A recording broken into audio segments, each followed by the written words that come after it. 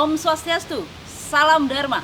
Pada kesempatan kali ini saya akan mereview sebuah buku yang berjudul Swastika di Dunia, Keagungan dan Penolakannya di Eropa.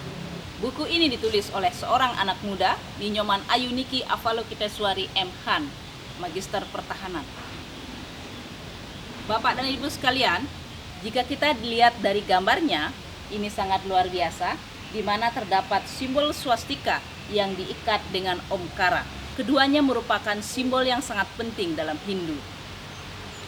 Buku ini berukuran sangat nice, kemudian juga pilihan warnanya sangat segar, menunjukkan sebuah kualitas yang baik dari buku-buku Hindu. Jumlah halamannya adalah 196 halaman dengan hardcover, dengan cover yang sangat baik, cover yang keras, sehingga kita bisa memindahkannya atau membawa berpindah tempat dengan tidak takut rusak bukunya karena covernya sangat baik. Kemudian apa isi di dalamnya? Isi di dalamnya juga tidak kalah berkualitasnya. Yang pertama ingin saya sampaikan bahwa buku ini merupakan hasil riset atau hasil penelitian, bukan hanya sekedar pemikiran. Isi yang menarik dalamnya adalah, yang pertama adalah asal-usul swastika, the origin swastika dalam peradaban Hindu, yakni swastika dilacak dalam pustaka Suci Weda. Jadi kata swastika, cerita tentang swastika, hal itu semua dilacak dalam pustaka Suci Weda, dan otentik penulis bisa menyebutkan sumbernya di sini. Kita menemukan sumber-sumber valid tentang swastika dalam buku ini. Kemudian juga hal yang baik adalah bagaimana makna swastika bagi Hindu dan juga makna swastika bagi perputaran kosmos. Yang berikut adalah di bab berikutnya penulis menguraikan tentang bagaimana swastika merupakan sebuah simbol yang terdistribusi sangat baik di dunia. Jadi ketika ada penggalian-penggalian di dunia, penggalian swastika di Troy misalnya, kemudian di Jerman, di berbagai negara di dunia dan di berbagai belahan bumi, ternyata swastika ini merupakan simbol yang sangat terdistribusi dengan baik, bahkan dari abad-abad yang sangat kuno.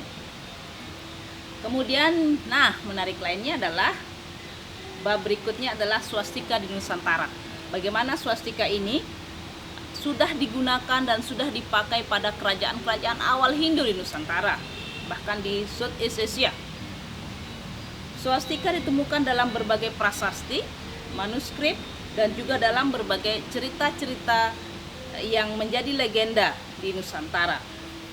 Jadi dengan demikian, peradaban swastika juga merupakan sebuah peradaban yang sangat kuno di Nusantara dan digunakan di berbagai hal, mulai dari mantra, penulisan manuskrip, kemudian penulisan prasasti, banyak sekali menggunakan swastika. Selain itu, swastika juga menjadi sebuah simbol, menjadi sebuah desain yang sangat baik di peradaban kita, yakni batik. Kita banyak menemukan batik-batik sampai hari ini yang menggunakan simbol swastika. Bahkan saya pernah melihat sebuah cetakan batik itu memang swastika. Motif swastika pada batik ini disebut sebagai motif banji dan sangat terkenal. Kemudian yang berikut, yang menarik lainnya adalah bagaimana swastika ini dicuri oleh Hitler dan dijadikan sebagai modal propaganda, simbol yang sangat hebat untuk mencapai kejayaan Hitler. Namun dengan demikian, karena kejayaan itu dicapai dengan darah, dengan penaklukan, dengan kesadisan, akhirnya yang terjadi pada masa-masa itu adalah swastika terseret menjadi simbol kejahatan. Dengan demikian, di Eropa, diuraikan jelas di buku ini, di Eropa pernah terjadi pelarangan swastika secara masif. Jadi di tempat-tempat umum tidak boleh menuliskan atau menggambarkan swastika. Demikian juga di buku-buku cetakan, kecuali untuk hal-hal yang sifatnya sangat akademis dan tidak menggunakan swastika sebagai propaganda dari Hitler. Apa yang terjadi? Masyarakat Hindu tentu tidak tinggal diam dengan kelamnya simbol swastika di Eropa. Sahabat-sahabat kita Hindu di Eropa melalui The Hindu Forum of Britain dan The Hindu Forum of Europe melakukan berbagai langkah-langkah merekonstruksi, mengakui kembali dan menyatakan kepada publik bahwa simbol swastika ini bukan diciptakan oleh Hitler. Hitler hanya mencuri simbol swastika, dan simbol swastika ini penuh dengan simbol keberuntungan, sebagai simbol keberuntungan, sebagai simbol kebaikan, sebagai simbol nasib baik, dan sebagai simbol Hindu.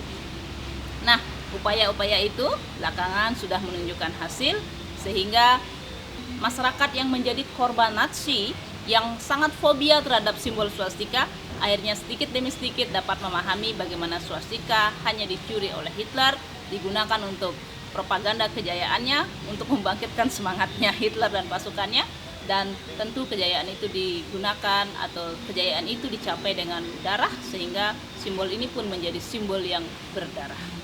Silakan lebih lengkap bisa dibaca di buku ini. Dan saya berharap semakin banyak anak-anak muda bersemangat untuk menulis buku, melakukan penelitian dan menghasilkan karya-karya yang terbaik. Semangat senantiasa, Jai Ho!